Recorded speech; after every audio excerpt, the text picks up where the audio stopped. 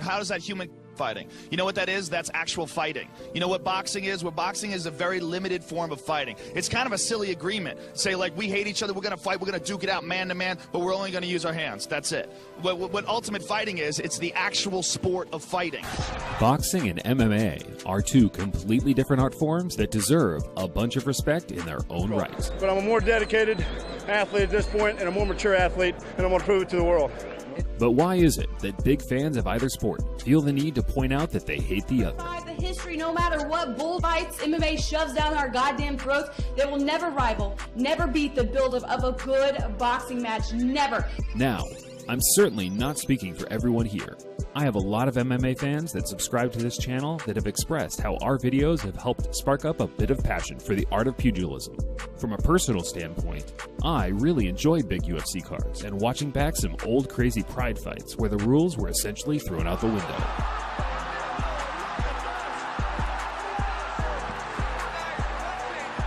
But nevertheless, it's a debate that deserves a closer look from a non-biased standpoint. For instance, I'm sure most of you are aware of the podcast host Joe Rogan, and he said a few things a little while back that were completely wrong about the politics in boxing, claiming UFC is above and beyond boxing from a viewership standpoint. Now, that's all well and good if it was true, but it's not. Just bear in mind, Joe also said Joshua versus Klitschko was a boring fight. So I've got a sneaky feeling he might skip out on some of the major fights going down in the boxing world. Of course, no disrespect to Joe. I'm a huge fan of his podcasts, but I'd prefer to listen to him talk about psychedelics, conspiracy theories, and UFC stuff rather than boxing, because without a doubt he has a more vast knowledge on those matters than myself. If you're listening, I'm not a hater. I am not a hater. So without any further ado, today we'll be taking a look at everything you need to know about the two greatest fighting entities in the world. See, the slightest move Marquez makes, Mayweather senses it.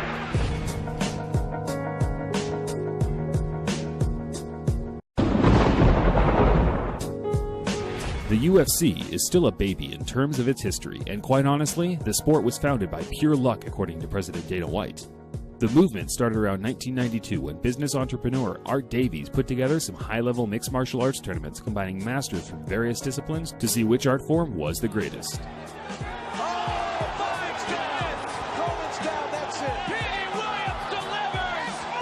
The business success in these tournaments quickly saw close to 30 different millionaire entrepreneurs invest in a new company that would be known as WOW Promotions.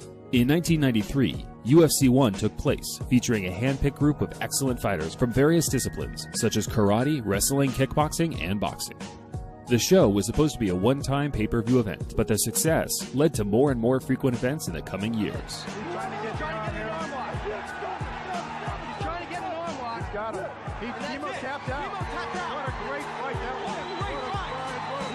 Approaching the late 90s, UFC really started to find its place in the sports entertainment industry after an uphill battle against controversies surrounding the brutal nature of the sport.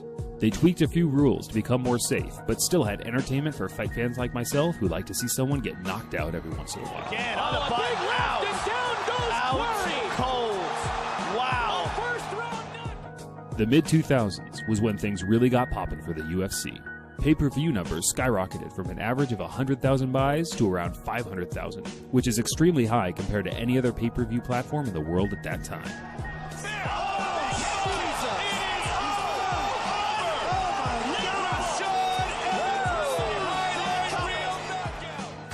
The origins of boxing take us back to around 2000 BC, and the sport was fully popularized by the Greeks around 600 BC, becoming one of the main spectacles in the ancient Olympic Games. The bouts were fought with two men standing in an upright position, taking turns throwing hooks to each other's heads until somebody was knocked out. There were no weight classes, so it's pretty easy to imagine most of the heavyweights were victorious. After all, not everyone can fight like Spartacus.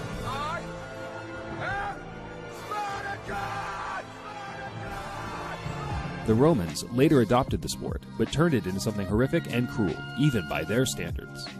We would go deeper into it, but YouTube would likely regard that source material as non-advertiser friendly, and honestly it takes a long time to put these videos together, so just Google it if you're interested.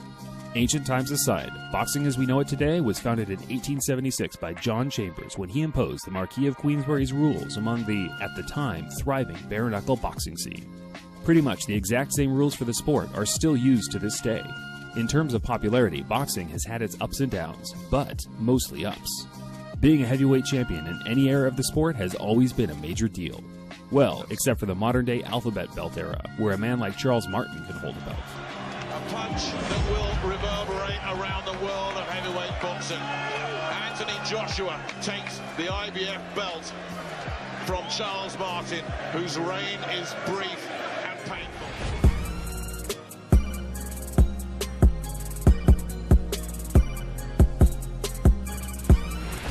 Every sport needs its legends. Tiger Woods, Pele, Babe Ruth, and Michael Jordan certainly raised the bar and left a big legacy in their respected sports. Michael! The crowd on their feet. He's split defenders. But who are the greats in boxing and MMA?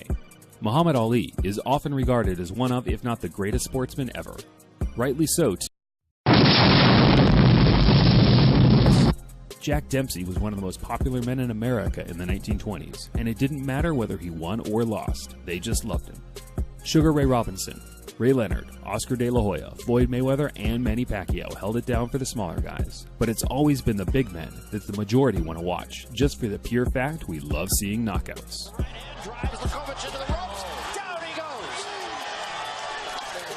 Which brings us to the man I personally feel is the most popular fighter since Ali, Iron Mike Tyson. No robe, no socks. Tyson was just about pure boxing business. Casual fans could... They just wanted to see Iron Mike flatten somebody, and that's what they got. Measured him up. Missed with that, not with that. Even the off-the-rails version of Tyson was captivating the fans as he assaulted people outside the ring and bit people's ears off in the ring. We loved it. I think the nature of it takes us back to our Roman ancestors.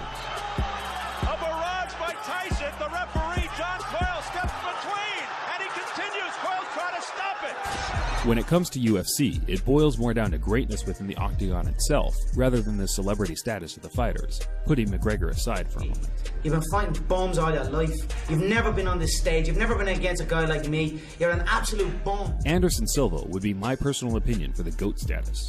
The long title reigns and dominant performances speak for themselves. Chuck Liddell was my sort of fighter to watch, a natural puncher with the will to win. Georges St. Pierre is an outright phenom who could do just about everything better than everyone else, and a modern fighter like John Jones is the definition for the advancement in the sport. It's hard to think of a certain discipline that can defeat his fighting style because he does everything better than you. His breathtaking skills and calmness in the octagon put him in a category of his own, in my opinion. He is perhaps the most spectacular athletic talent we've ever seen inside the octagon. It's been a pleasure watching him grow to where he is today.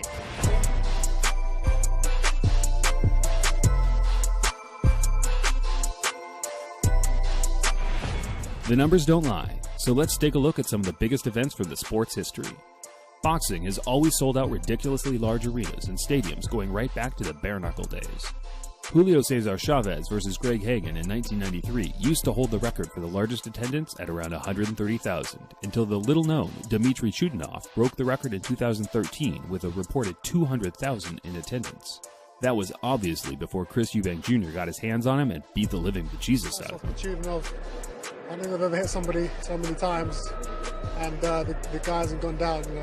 There was almost a moment at the 12th you were almost applauding him. But... I had to stop beating him up and just say, you know what, this guy's a hell of a fighter. Because British fight fans have always come out in droves for their man. Eubank versus Ben paved the way for epic showdowns like Froch versus Groves at Wembley, and later Joshua versus Klitschko that sold out 90,000 in the stadium. It's getting to the point now where they need to build a new stadium for AJ, as the demand is through the roof.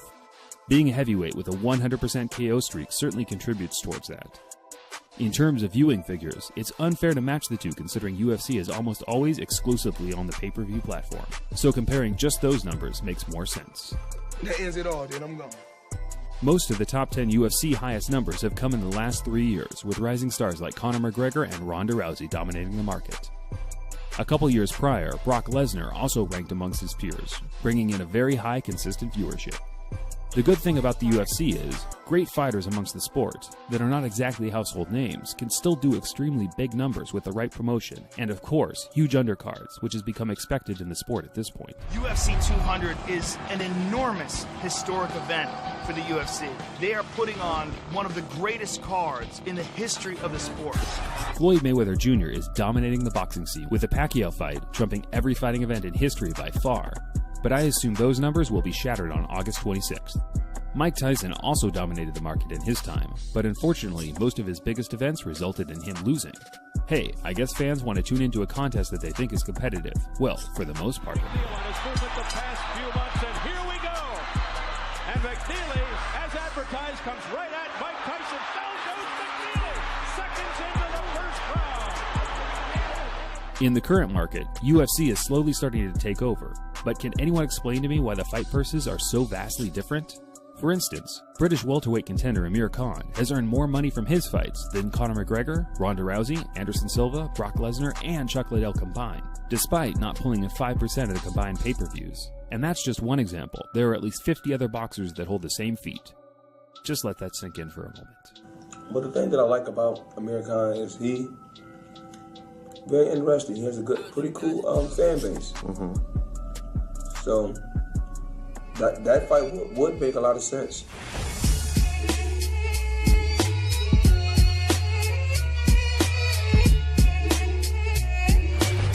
The wide range of disciplines in UFC has attracted fighters from all different sports, such as basketball, American football, and of course, boxing. Usually, the only boxers to cross over are past their prime heavyweights looking to land a big power punch before they get slammed to the ground and beaten to a pulp.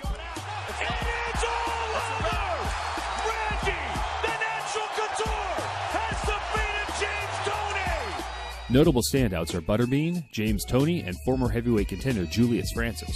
Finding a bit more success was former heavyweight champion Ray Mercer, and of course, the most successful crossover star being the Ronda Rousey conqueror, Holly Holm. What does this feel like to you? Does this even feel real? You know what? Getting in here, I had so much love and support. I just felt like, how could I not do this with all that love, you know? Once, digging around for a bit of information about UFC fighters that have laced him up in the ring, I was shocked to see great fighters like Vitor Belfort, Nick Diaz, heavyweight legend Mark Hunt, and Kimbo Slice had all put their skills to the test in boxing. And the most shocking of all was the GOAT himself, Anderson Silva, competing only twice, with a rather forgettable 50% win ratio. Some fighters adapted better than others, with Slice arguably being the best suited to the sport, retiring with a record of 7-0 with 6 KOs.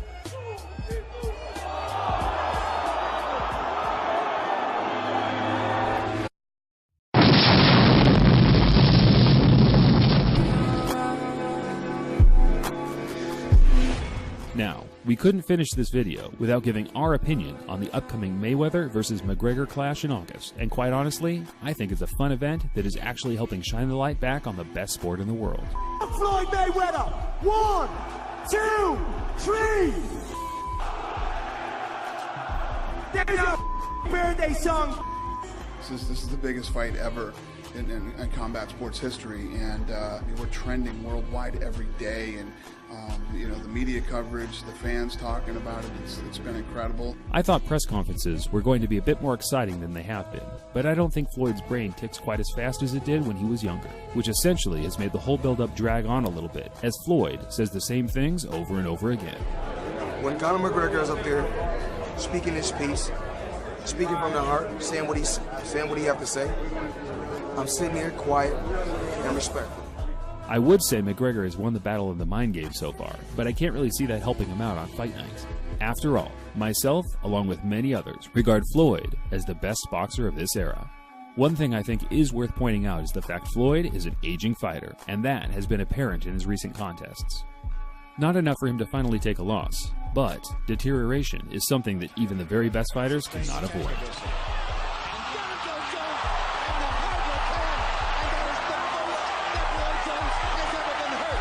If McGregor was to pull off the unthinkable, it would probably be down to his awkward style, throwing unorthodox punches and making Mayweather have to think a different way as to how he normally does. Or, as middleweight champion Billy Joe Saunders put it, break a bone and hope for the best. So if I saw McGregor, I would go straight out of that ring.